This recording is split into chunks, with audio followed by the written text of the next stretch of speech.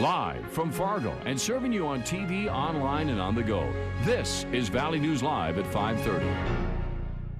We have the latest developments from Bemidji, where heroin overdoses killed one person and hospitalized 3 others this weekend.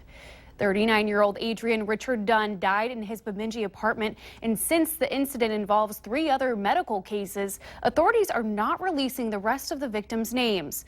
They remain hospitalized. Valley News Team's Neil Carlson has the latest on what caused this outbreak of overdoses and death. Authorities have a sample of the heroin used in the overdoses, and they're waiting for test results. It's not known yet whether it contained other toxic drugs or if it was high quality, extremely potent.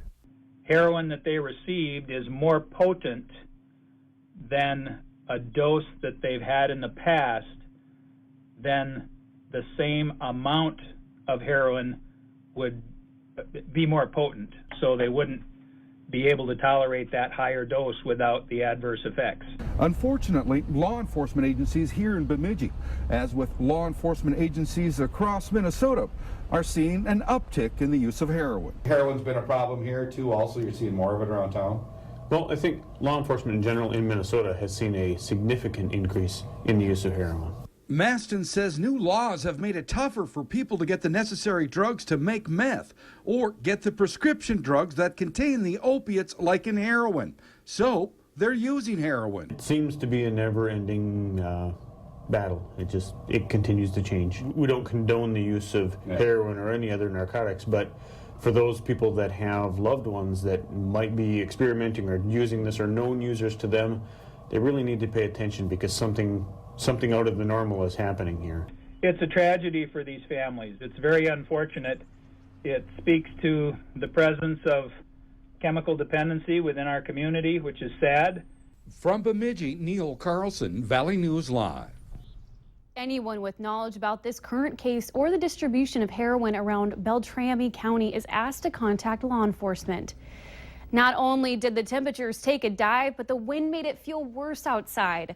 Let's head over to meteorologist Robert Hahn to find out what's all happening tonight. Robert?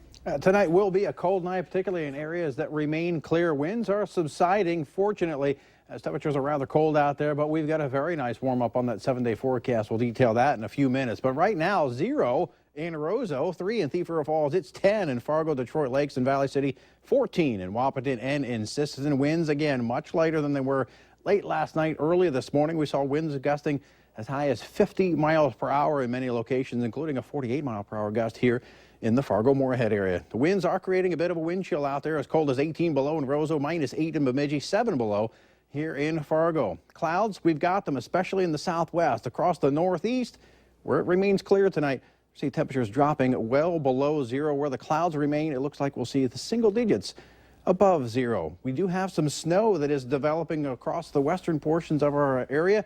How far east will they get? We'll let you know coming up in just a few minutes. Thanks, Robert. Police are keeping an eye on a new app after they say a sex offender used it to try and get naked pictures of underage girls. Woodbury police arrested 25-year-old Sean Langer, who has 3 separate sex crime convictions. They say he used the app Whisper to try and meet up with a 13-year-old girl. The app allows users to make secret anonymous confessions, and others nearby can read them. The biggest problem is the app uses GPS to show the user's location to anyone using the app, meaning it's easier for predators to know where your child is at any time. Valley News Team's crime and safety reporter Nicole Johnson shows us 5 of the most dangerous apps your kids could be using. Most kids have one of these, but do you really know what they have access to? Worst case scenario, someone gets abducted, raped, or killed. And, those instances have happened where rapes have occurred. Law enforcement put together a list of the most dangerous apps. At the top of the list, After School. It's a chat group for each school, and it's been removed from the App Store twice because of threats, arrests, bullying, and pornography. Number 2, Ask FM. It's a website where kids can ask questions and runs rampant with cyberbullying. Burn Book ranks 3. It's an app that encourages students to post pictures and share rumors about others. There's been instances where where teens have committed suicide because of things that have been posted. The next one is extremely hard for parents to spot. It's an app called Calculator Private Photo. It looks like a calculator, but when you enter a password, there's a secret area to hide photos and videos. Number 5 has received a lot of attention lately. Kick Messenger allows adults to act like kids and send private messages. They could be grooming your child to have some sort of an encounter, which who knows what could happen. You may recognize the app from a recent tragedy in West Virginia. A 13-year-old was kidnapped and killed, allegedly, by 2 men she met on Kick. So are they a sexual predator? Are they a registered sex offender? What is their intent? With all these apps, police say the problem is you don't know who you're dealing with, and neither do your kids. Nicole Johnson, Valley News Live. We have the complete list of dangerous apps on our website, along with a guide for how parents to find those hidden apps. Log on to valleynewslive.com and click on the story. Families count on their doctors to provide quality health care, but have you ever wondered if your doctor's qualifications are as advertised? The Fargo VA lists online which providers are licensed and board certified and which ones are not. But our own investigation found that what is listed is either not true or impossible for the average healthcare consumer to find out. While the VA stands by the qualifications of its doctors, Valley News Live found that some doctors listed as board certified don't work there anymore, aren't certified, or information was impossible to confirm. So I think it's harmful to patients when people say there's something that they're not. And the most important thing between a doctor and patient is trust.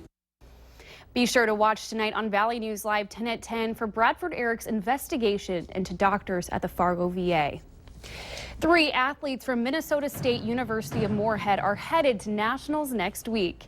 2 members of the dive team and 1 from the swim team have qualified for nationals. Coaches say this is a big honor since few qualify.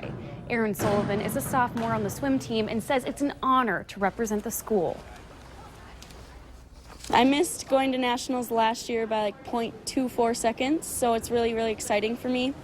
And I reached a lot of my goals this season, and I still kind of want to go a little faster. So I'm more excited than nervous so far. So the NCAA Nationals are in Indianapolis, Indiana. Here's a little nugget for you, something you may not know. The odds of having a leap year birthday, being born on February 29th, are 1 in 1,461. So we thought we'd see if any could find any leaplings or leapers, as they are called, born around here. At Sanford and Fargo, they're expecting 7 before the clock strikes midnight. And here's one. Elizabeth Ann came into this world early this morning, just before 2:30. Elizabeth is the daughter of Tanner and Kayla Sockrismo of Moorhead. And Tanner says he had a hunch they'd have a leap year baby, and he thinks that's pretty cool. We had a lot of people betting on it, and some people were hoping it wouldn't be, and my wife didn't want it to be a leap year, but I kind of wanted to secretly. It's just so unique, and I mean, it lets you kind of stand out and be different, I guess. As for just when Elizabeth's birthday will be celebrated, Tanner says he doesn't know yet. He says they can pretty much pick whatever they want. By the way, Elizabeth joins her 2-year-old brother, Anders. It is a sure sign of spring, and it's not the swallows returning to San Juan Capistrano, nor the buzzards coming back to Hinckley, Ohio. It's the Moorhead Dairy Queen reopening, and that happens tomorrow. Crews are busy today putting the finishing touches on today's opener. They're making sure all the equipment is ready and all the chocolate, butterscotch, and cherries are in place for the rush that has become one of the hallmarks of this storied Moorhead business. In fact, they've been working at it for the past 2 weeks. The Moorhead Dairy Queen, by the way, was featured by NBC's Harry Smith last August. We have a link on our website if you'd like to watch it. Fargo Brewing Company is adding a second tap room in Fargo. The company says this new location allows them to connect with a wider audience and further advance the local craft beer movement. The new Fargo Brewing Ale House will be located on 7th Avenue South in Fargo.